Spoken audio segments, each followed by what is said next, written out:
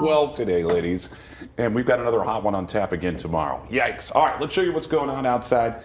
You can see a live look. This is from our nice camera out at Chase Field, where temperatures today, 112 degrees, really. And we got some action on the radar as well. Look at this, some thunderstorms down across southern Arizona, eastern Arizona seeing some storms.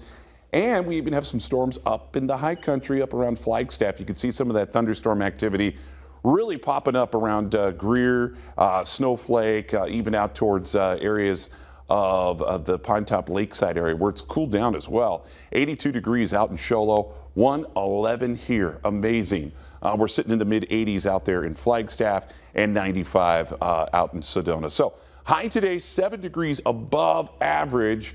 Yeah, we should be around 105 this time of year.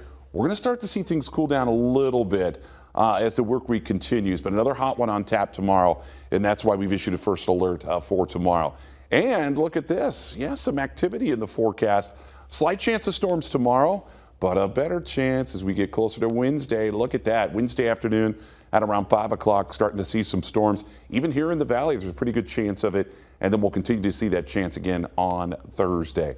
So the forecast, yeah, if you have any travel plans, Flagstaff, we'll see a few clouds, chance of some storms, temps in the 70s by Wednesday. Sedona seeing highs in the upper 90s tomorrow.